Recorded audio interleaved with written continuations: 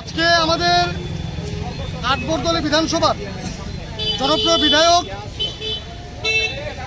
এবং এই রাজ্যের সকলের প্রিয় মুখ্যমন্ত্রী প্রফেসর ডক্টর মানিক সাহাজির যে মুখ্যমন্ত্রীত্বের সফল 3 বছর পূর্তি উপলক্ষে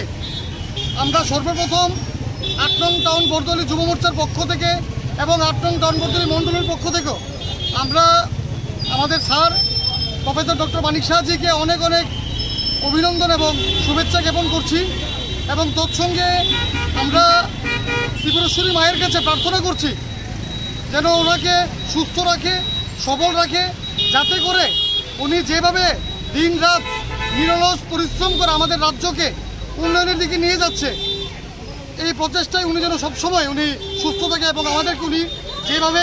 ভালো রেখেছেন এইভাবে যেন আমরা যেন ভালো থাকতে পারি। এবং তারই একটা প্রয়াস হিসেবে আমাদের মাননীয় মুখ্যমন্ত্রী প্রফেসর ডক্টর মানিক সাহাজি সবসময় একটি বার্তা দেন যে নিজেকে জনসেবা এবং মানব সেবায় যেন আমরা নিয়োজিত রাখি, শুধু রাজনীতি না, রাজনীতির ঊর্ধ্বে গিয়ে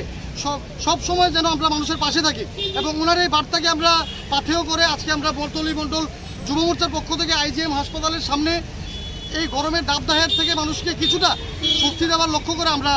আজকে পথচারীদের মধ্যে আমরা শরবত বিতরণ অনুষ্ঠানে আমরা আয়োজন করি।